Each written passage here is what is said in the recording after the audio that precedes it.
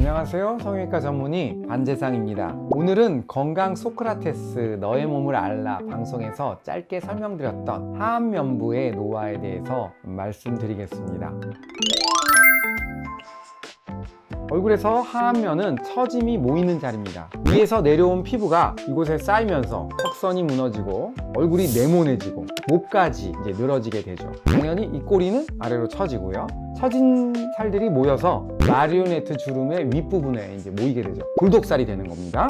하안면부의 노화는 단순히 피부가 늘어지는 문제가 아니고요. 인상의 변화, 구조적인 변화까지 불러일으키죠. 중년 여성과 노년 여성, 그러니까 아줌마와 할머니의 차이를 만드는 가장 큰 부분, 이게 바로 하안면부라고 보시면 될 것 같아요.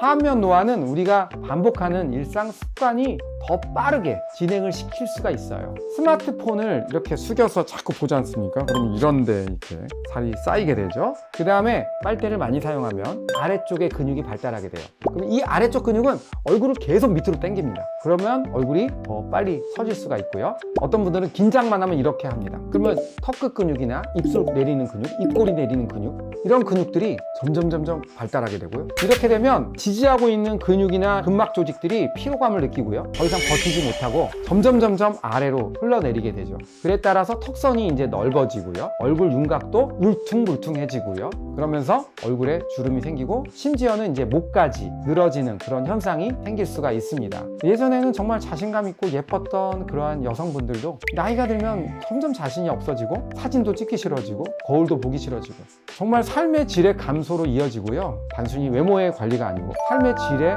관리를 위해서 더 관리가 필요합니다. 가장 쉽고 저렴한 예방책, 제가 항상 말씀드렸죠? 동안운동. 저는 아침에 일어나면 이 근육들을 한 5분에서 10분 정도 연습을 합니다. 이렇게 다 이 근육들은 입술을 올려주는 근육이에요.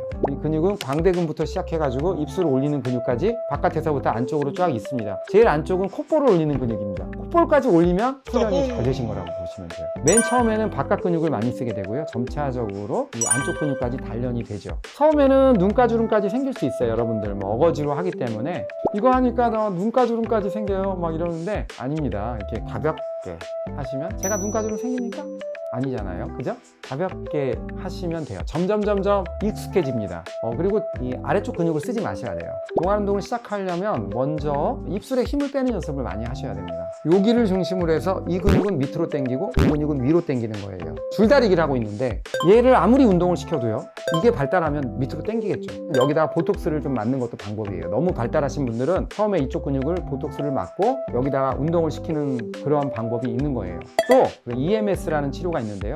저희 병원은 그 치료를 하고 있지는 않지만 이 광대 근육에다가 그 EMS 기계를 설치하고 정기적 자극을 가하면 근육을 알아서 수축을 시키는 거죠. 그러면 동안 운동을 뭐 한 20분 정도 한 효과가 나타나는 겁니다. 그래서 이 치료를 하고 많은 병원들이 수십만 원을 받습니다. 정말 많이들 그 치료를 받는데요. 집에서 돈 진짜 안 들이시고 가볍게 이렇게 운동을 하시면 얼굴이 바뀔 수가 있는 겁니다. 그리고요, 사람은 얼굴이 처짐, 피부 처짐도 중요하지만 전체적인 인상이 너무 중요하잖아요.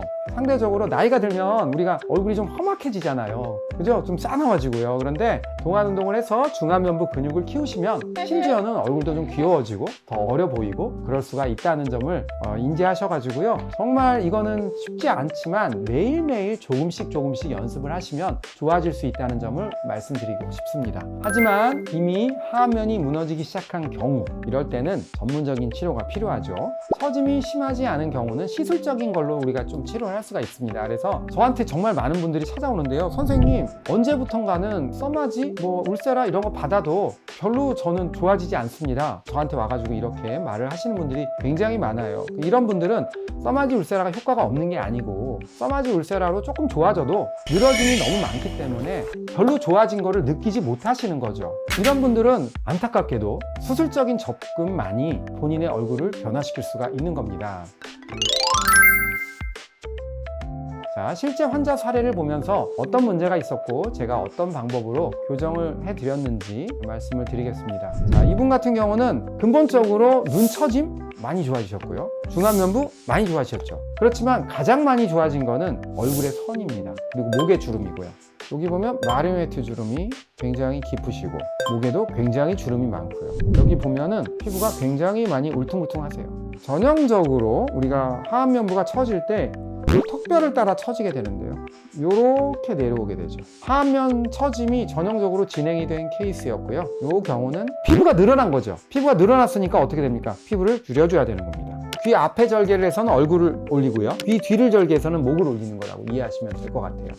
이 부분이 정말 많이 좋아지셨고요. 중안면부 엔도타인 거상술을 눈 밑으로 시행을 했고요. 눈 밑이 굉장히 젊어진 거를 우리가 확인할 수가 있습니다. 중안면부 수술하거나 하안검 수술할 때 애교살이 없어지는 거 아닙니까? 이렇게 생각하는데 절대 그렇지 않습니다. 애교살은 오히려 더 제가 만들어 드리고 예쁘게 애교살이 만들어진 거 확인할 수가 있죠. 눈 처진 거는 내시경으로 해서 이마 거상술을 시행해서 굉장히 많이 좋아지셨고요. 약간 이마가 좀 길어 보이셨어요. 그래서 이마 거상술을 할 때 이마도 조금 줄여드리는 그런 수술을 같이 해서 전체적인 비율을 조화롭게 만들어 드렸습니다. 또 이분 특이한 게 또 인중이 조금 길었습니다. 그래서 코 밑으로 해가지고 인중을 좀 줄여드렸는데 다행스럽게도 흉터도 전혀 안 보이시고 예쁘게 잘 되셨습니다. 동안 수술은 단순히 처진 부분을 당기는 그런 것이 아니라요. 본인이 예전에 예뻤던 모습, 자연스러운 모습으로 돌아가는 거죠. 그 과정은 본인의 상태와 원하는 변화에 맞춰서 필요한 만큼만 정확하게 이루어진다는 점을 잊지 마시고요. 자, 오늘의 영상이 도움이 되셨기를 바라면서 성형외과 전문의 반재상이었습니다. 감사합니다.